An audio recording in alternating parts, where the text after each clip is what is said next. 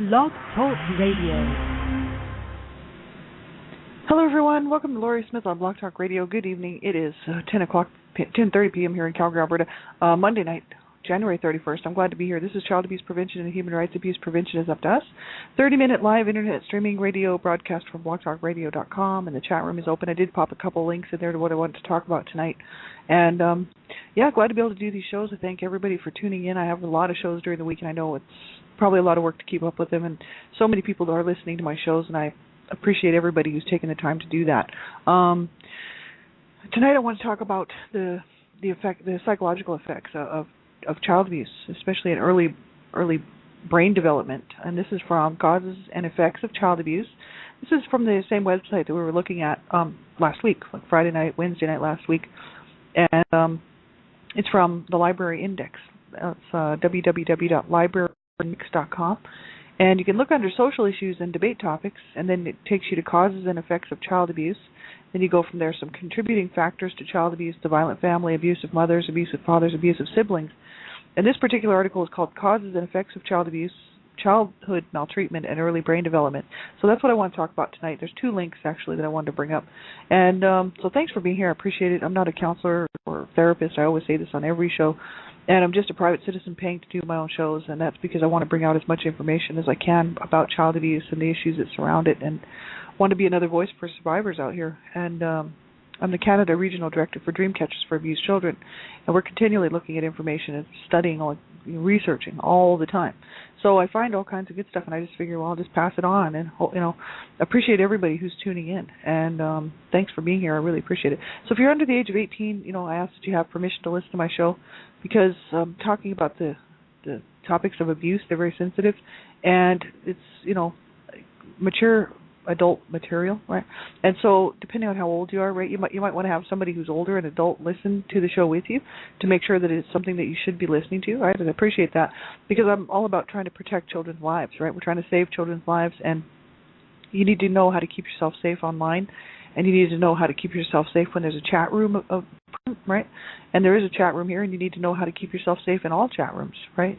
If you don't know how to do that, you haven't got the information, just type into your browser, Internet Safety for Children, Online Safety for Children, things like this, and it will bring up websites. And if you're a parent out there and you haven't taken the time to do that and to learn how to protect your child and yourself, you get the information too, right? It's so important that everybody knows that you do have to be very careful what you're doing online, and you have to be very careful, especially children, because there are sexual predators and child sexual predators and pedophiles online all the time trying to get hold of children, right? And they will use chat rooms. They'll use any way that they can to get a hold of a child, right? So you need to know how to keep your children safe, right? And I just ask that everybody listen at your own discretion. I talk about the issues of abuse, and I don't sugarcoat it. I don't minimize it. I just tell it like it is. And I talk a lot about my own history, my own past abuse, and a lot of people may feel uncomfortable. I don't mind talking about it. I didn't like being abused. I certainly was very uncomfortable being abused, but I don't mind talking about it now. But a lot of people might have a problem listening to it, so you have to ultimately know what's good for you to listen to. So if you find the show or any of my shows uncomfortable, please don't listen to them, right? It's your discretion, and you have to know what's okay for you to listen to, right? And so we'll get right into this article. I want to look at this Causes and Effects of Child Abuse, Childhood Maltreatment, and Early Brain Development first. And this is from libraryindex.com. And they're just talking about the research that they did regarding early brain development and abuse, right? Especially when children are abused during infancy and early childhood, and it's absolutely horrific.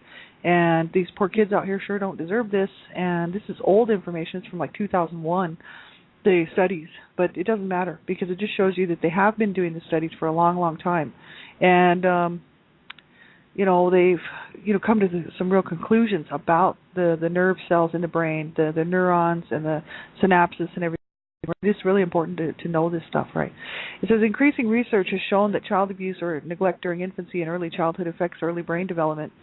The National Clearinghouse on Child Abuse and Neglect Information in Understanding the Effects of Maltreatment on Early Brain Development, that's from the U.S. Department of Health and Human Services, 2001, Washington, D.C., 2001, defined brain development or learning, quote unquote, as the process of creating, strengthening, and discovering connections among the neurons.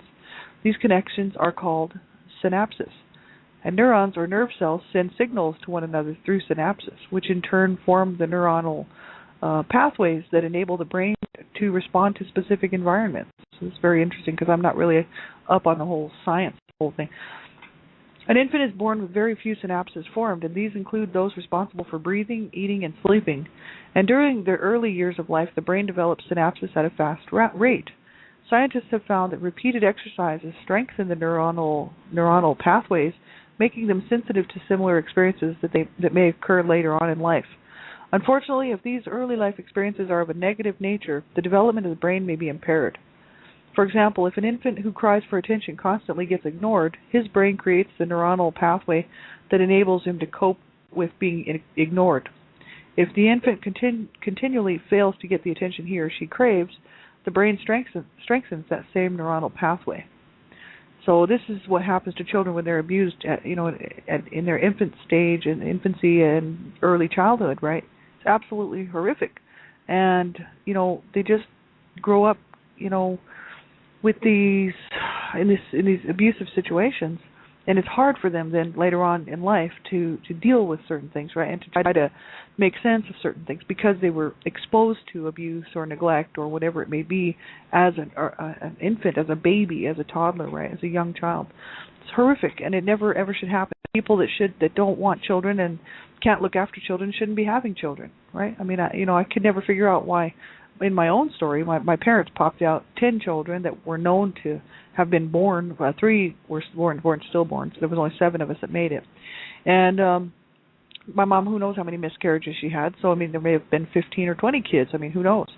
And just to keep on popping out children that you don't want and you're not going to take care of and you don't want them, you mistreat them, abuse them. Why? I'll never get it. But people do this, and it's absolutely horrific. Childhood abuse or neglect has long-term consequences on brain development. So when children suffer abuse or neglect, their brains are preoccupied with reacting to the chronic stress. As the brain builds and strengthens neuronal pathways involved with survival, it fails to develop social and cognitive skills.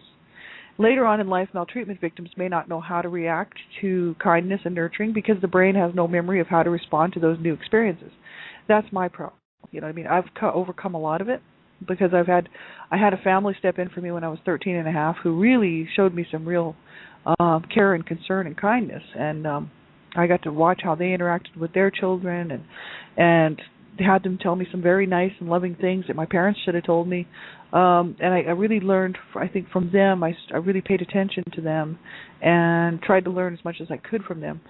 But still carried on a whole lot of the negative stuff all the way through into my 20s and 30s, and just over the years from knowing some really awesome people and having people show me, real love and real honest friendship and care and concern and love. That's really taught me a lot. But I know that I didn't learn that at home. I didn't learn it from my parents, and I didn't learn it from my siblings, right? So that's the whole issue. I grew up in this abusive situation where I was really very much on my own because it was my parents were too preoccupied with their own marital problems and domestic violence and whatnot. And so unless I was in trouble and being beaten on, or I was being yelled at or cursed at or thrown out of the house, there wasn't much attention paid to me. So, it was not, there wasn't any good attention being paid to me. It was all just bad stuff, right? So that's horrible. Never ever should happen. And it's very sad. But we know so many children are in this situation, and that's the sad part. And that we need to stop this, right? And that's why I'm doing what I'm doing with Dreamcatchers for Abused Children, because I know that these people, Sandra Potter, who started Dreamcatchers for Abused Children, that she did this because she didn't want to see another child ever be abused, and it's coming from her heart. You know what I mean? I know that this is the mission. It's all about the children, right? And so we need to stop child abuse. Then we can all go on and do something else, right? So they said here. Children who have been abused in their infancy and early, childhoods, they may also have learning difficulties because the brain has focused solely on the body's survival, so that the thinking processes may not have been developed or may have been impaired. And that's just it. See, I know all about this because I know what it's like to grow up in fear, and just first, trying to sort of live, trying to survive. So you're just thinking about, who's going to be alive when I get home, or will I be, abused when I get home? Of course, I wasn't thinking of the term abused. I was just thinking, who's going to hurt me when I get home? Will it be my mom? Will it be my dad? Who will be hurting my siblings? Will my dad be hurting my mother? Will my mother be alive when I get home? This is the sort of stuff I used to think when I was at school. And then I'd get home, and of course, I have to walk on eggshells after school while I was in the home, at home, you know, if it wasn't out on the street somewhere. Just trying to pay attention to what was going on in the home, because there was a lot of violence and a lot of violent behavior from siblings as well as my parents, right? So I had to kind of be watching out for everybody. I really had no time to be thinking about creativity or other things that most children should be thinking about, playing with their toys or you know, doing these activities that children like to do, you know, to help encourage their creativity and free thinking and whatnot. Mainly, I was just concerned about who was crying, because my mom was always either crying and talking about suicide, or my dad was always threatening suicide or threatening to kill the family, or my mom was threatening to kill me. And you know, if it wasn't physical abuse, it would just be a lot of psychological trauma, a lot of psychological damage, right? And so, you know, in that environment, I really could not learn you know, very well. I didn't do well in school all the way through until high school. And finally in high school I started to turn it around the 10th, 11th grade. Really it was the 11th grade that I started to turn it around, and did really well in my 11th and 12th grade high school. Even though I was doing a lot of drugs and stuff, I was still able to maintain some really good grades. But up until then, I never really applied myself. And even through junior high, I was very concerned about the situation in the home, because the violence was pretty heavy duty at that point. That was when most of the physical abuse was happening to me, between the ages of between 6th grade, I would say, and 9th grade, 10th grade, you know. So that sort of 4-year period there, you know, was pretty bad. And so, you know, I wasn't paying much attention. I was looking to get high all the time and really just wanted to escape, and wasn't thinking about creativity or you know, getting involved in after-school programs, things like this. So it really does affect children. It affects their whole lives, right? And even today, I have a hard time, you know, figuring out what to do with myself unless I'm on a mission, like, for instance, with Dreamcatchers for Abused Children, you know, because I never ever did that as a child, sat down and just played or just allowed myself to spend time just doing something fun. So I try to incorporate that in my life, and I still have a very hard time doing it. And I really just need to get into some groups that can show me how to do it. You know what I mean? I'm not sure if somebody can show you how to do that. It's almost like you have to learn that. But, you know, you have to kind of pick it up as you go, sort of thing. But I know that there's got to be some way for me to be able to get a hold of that as far as my brain goes. But it's hard. It's extremely hard. Hyperarousal is another consequence of maltreatment on brain development. During the state of hyperarousal, the brain is always attuned to what it perceives as a threatening situation. The brain has learned that the world is a dangerous place, and it has to be constantly on the alert. The victim experiences extreme anxiety at any perceived threat, or he or she may use aggression to control the situation. For example, children who have been physically abused may start a fight just so they can control the conflict and be able to choose their adversary. It says males and older children are more likely to exhibit hyperarousal. I know I had that issue, and I probably still do to some extent, but I really did as a child growing up in the home that I grew up in, because there was generally somebody was getting hurt. If it wasn't my mom, it was my dad. If my dad wasn't abusing my mom, then my mom was retaliating and abusing my dad back, like smashing him in the head with things and, you know, throwing hot plates of food at him when he came in the kitchen, these types of things. There was always a fight going on. And, you know, the world was a dangerous place as far as I was concerned. It was dangerous on the streets, and it was dangerous in my home. Sometimes it felt a little safer on the streets, but I knew it wasn't. But, you know, it's harsh. That would have to grow up like that. If they don't get any help, it's a serious issue. And, you know, for many years I was just a nervous wreck. I had a lot of nervous tics, and I talked about that on a show last year. I think I did a show on A Life of Death, The Redemption, my book, and I actually sort of talked about my book and went through some of the details and really sort of expounded upon it. And I had a lot of nervous tics because of the abuse that I suffered, which people would make fun of me then because of these nervous habits that I had, right?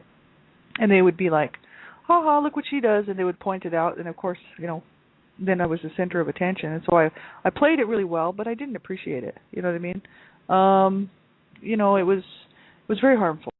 I knew why I was doing that stuff, and it was all because of the abuse that I had suffered and been in this violent home, this vicious, violent environment. Really, I just picked up all these little nervous habits, right? And then people would make fun of me.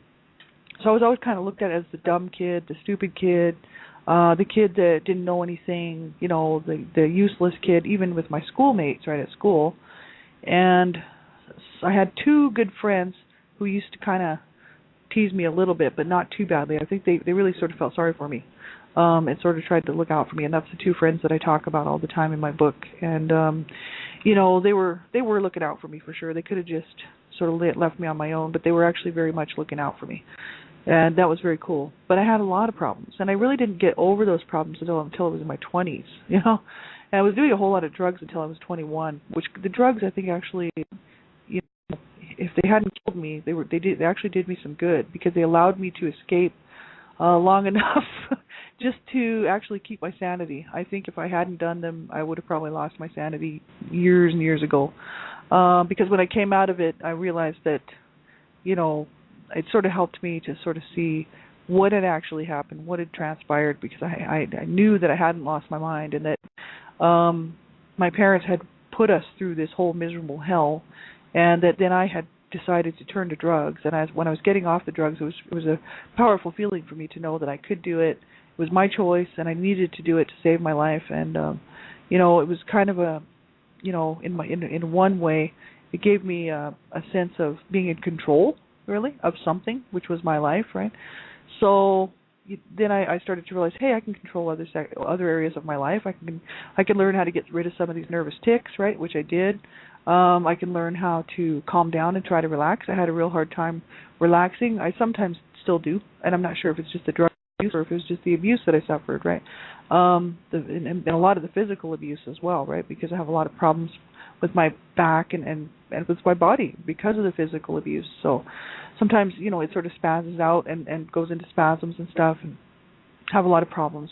So the thing is over the years, it's taken me a long, long, long time to get where I'm at today.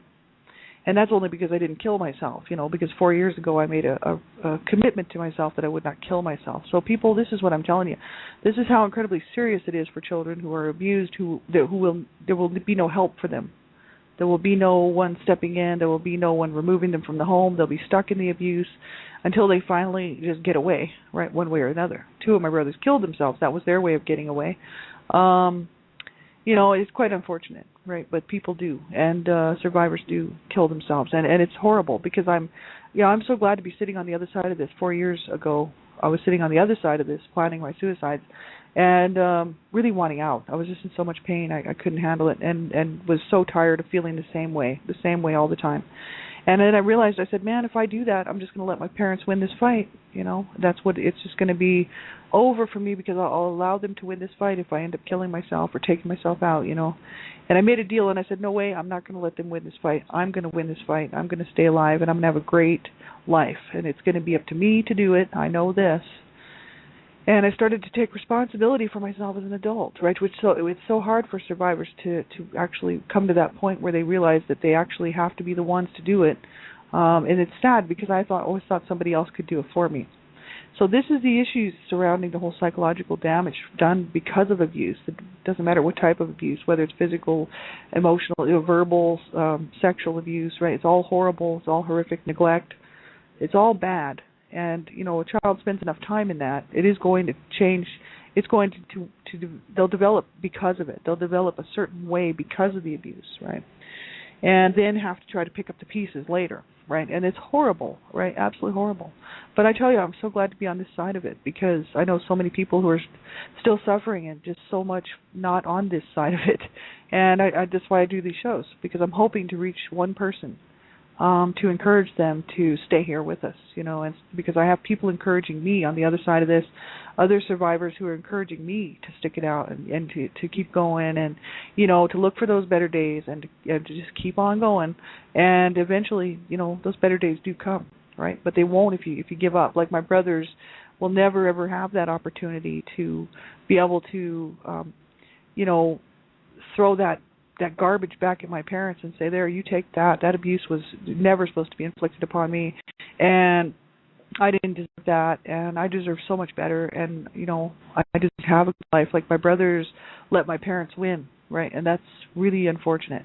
So that's why I'm doing what I'm doing, really, to speak out and hopefully encourage one person even to stick it out long enough to find that hope and to find that help where you can, right? It's so important.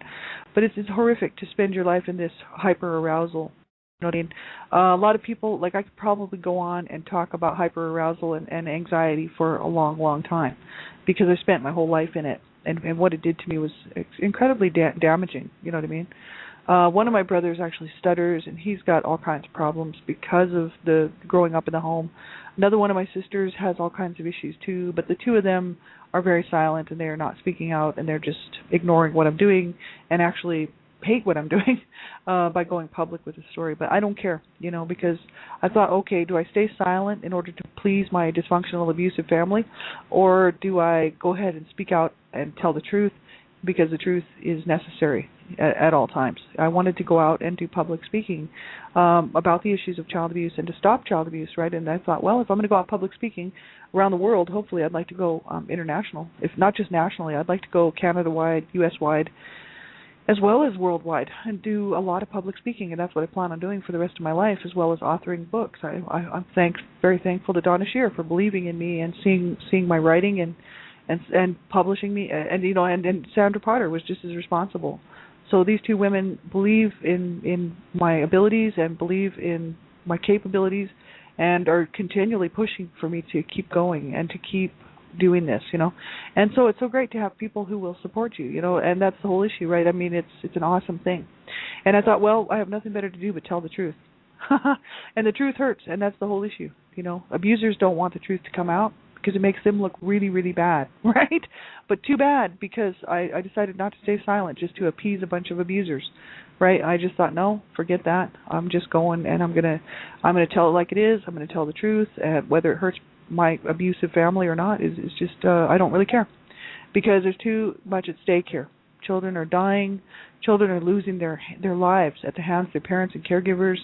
Children are ending up in the hospital due to these horrific abuse situations, being abused by their parents and caregivers and other people in the family and friends of the family and other people who get a hold of them.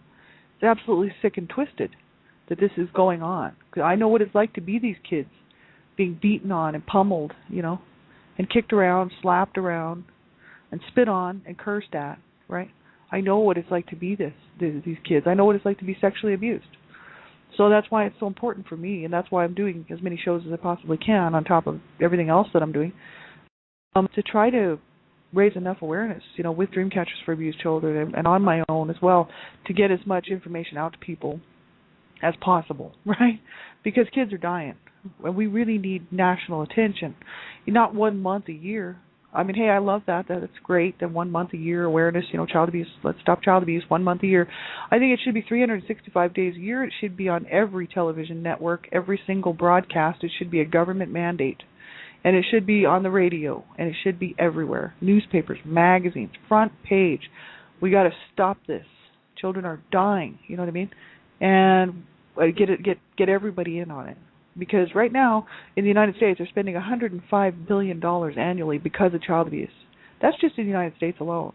That was one of the last statistics that was out there. $105 billion because of child abuse. That's not to stop it. So I say let's spend another $700 billion and stop child abuse once and for all. Get this generation started, you know, get it going to the point where no future generation coming up will be able to breathe without forced to understand the implications of child abuse and to make the right decisions and not abuse their children, right? It's absolutely horrific. We just can't talk about this enough, right? That's the issue. That's the whole issue. A lot of people don't want to talk about this because it's so disgusting and disturbing. I mean, just my story alone is enough to disgust a lot of people. I didn't even mention the sexual abuse in there, but that's because I just chose to keep that out.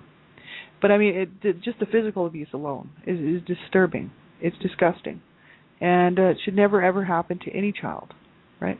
And we see these headlines rolling in, day in and day out. Man, it's very disturbing, and we do have to do something about this. Now, they said researchers have found that while males and older children tend to suffer from hyperarousal, younger children and females are more likely to association. In the dissociative state, victims disconnect themselves from the negative experience, and their bodies and minds do not react to the abusive experience, pretending not to be there. Their minds actually go somewhere else, and sometimes another persona takes over, and that's the whole multiple, like, not necessarily multiple, but it's part of DID, dissociative disorder, right? But I don't know a whole lot about it, but I've just done a little bit of reading about that. But I think there are people in my family that were disassociative instead of hyper aroused, because I was hyper aroused, always on the alert, always looking around, knowing who was where, who was in what room. It was always an issue because if my parents ended up in the same room together, then there would generally be a fight. So like if my mom was in the kitchen and my dad went in the kitchen, then I had to be like on my toes, like ready to fight or flight, right? And that's ridiculous for kids to have to be feeling like that, in your own home. But that's the way it was in our home. And if my brothers were home and my dad was in one of his moods, right, walking around all, "You're going to respect me, boy," kicking on them and beating on them, then obviously I was going to be on alert, because I'd figure, well, I'd be next, I'd be catching it next. And it's a bad way to live, being all hyper aroused all the time. Well, kept half an ear open because, first of all, I was being sexually abused. Not only that, but my dad was threatening to kill us in the middle of the night quite often, and because he's psychologically ill, right?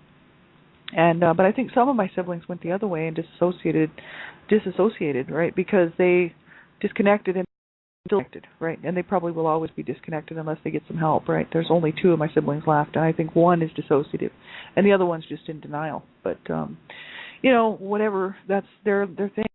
If they want to get help, they're going to have to do it. You know what I mean? I can't. No one can force them to.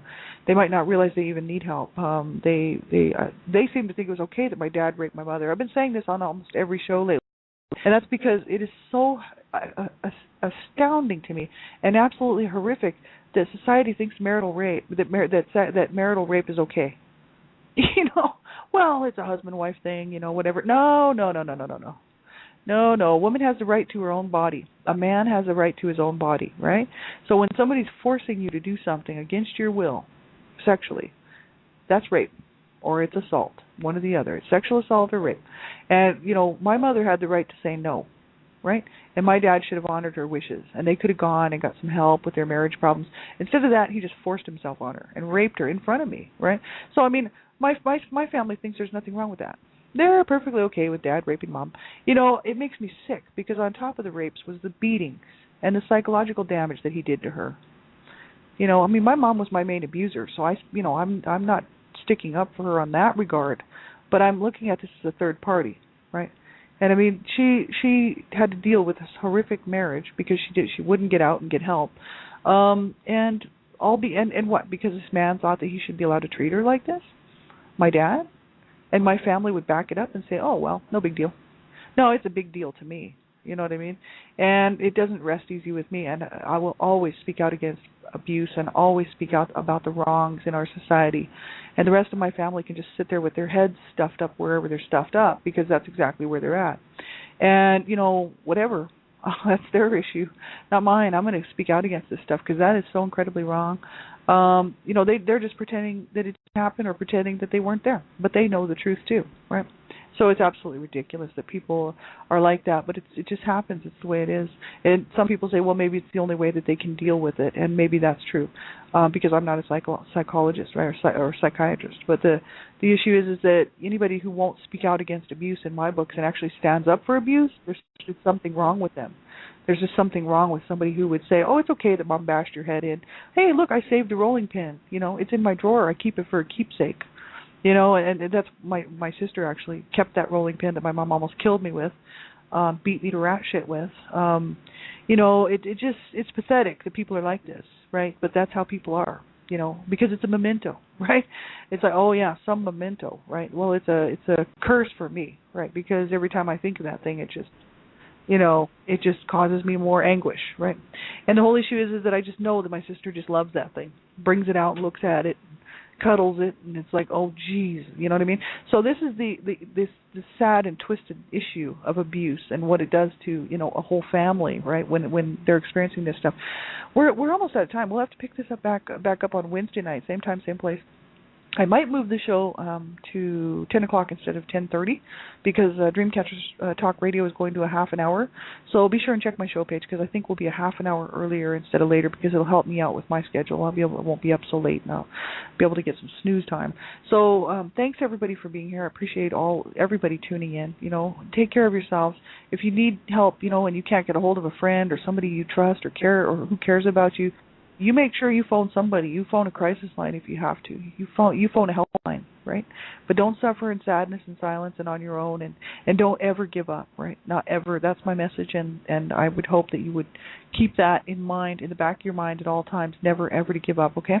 Because that's the whole issue, right? We have to win this whole thing, right? I want to win this, and I want to go out and promote that with other people, because two of my brothers didn't stick around long enough, and it just breaks my heart.